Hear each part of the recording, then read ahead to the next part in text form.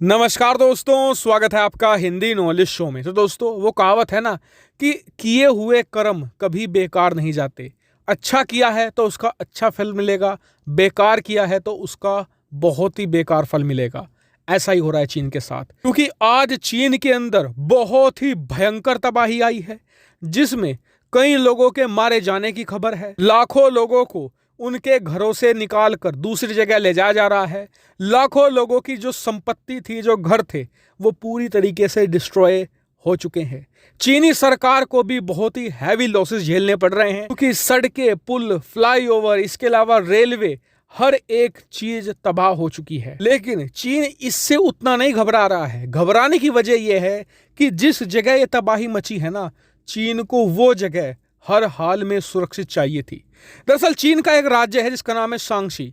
ये राज्य अपने आप में माइनिंग के लिए बहुत ही फेमस है। अब हुआ क्या है कि कल चीन के इसी शांक्षी राज्य में एक भयंकर तूफान आया।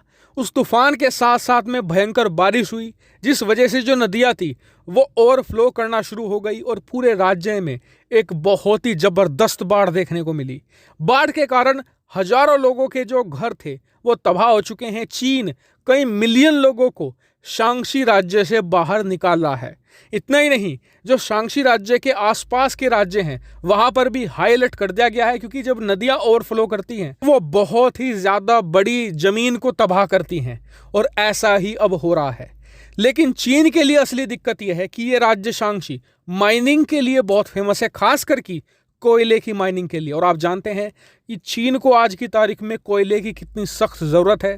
पूरे चीन के अंदर इस समय बिजली का संकट है। ऐसे में शांक्षी राज्य चीन के लिए एक उम्मीद की आखिरी किरण की तरह था। आपको बता दूं कि शांक्षी राज्य में ही अब से 6 महीने पहले बाढ़ आई थी, जिस वजह से वहां पर जितने भी कोल माइनिंग थी वो ठप पड़ गई थी। और उसका नतीजा ये हुआ कि चीन का जितना रिजर्व में पड़ा हुआ कोयला था सब खत्म हो चुका है, और आज चीन में बिजली का संकट है।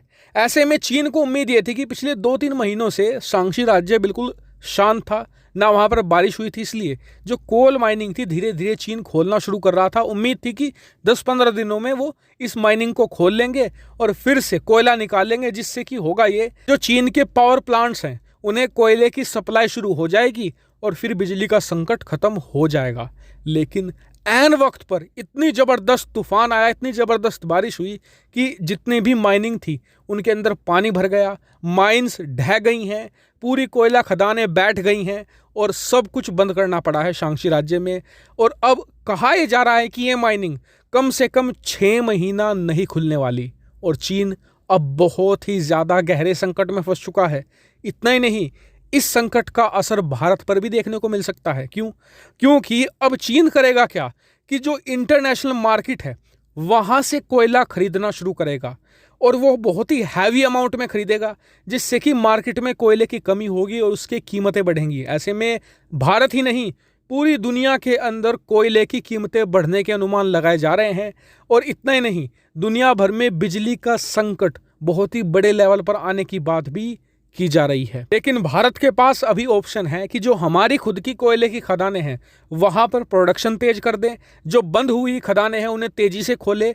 इसके अलावा ऑस्ट्रेलिया से हम सस्ता और ज़्यादा मात्रा में कोयला खरीदना शुरू कर दें, तभी हम अपने देश में बिजली की कीमतों को भी काबू में रख पाएंगे और साथ ही बिजली के संकट को आने से भी रोक सकते हैं। हालांकि आपका इस पर क्या मानना है कमेंट करके जरूर बताएगा। साथ ही वीडियो को शेयर कीजिएगा और चैनल को सब्सक्राइब करना बिल्कुल मत भूलिएगा। Thank you very much for watching video.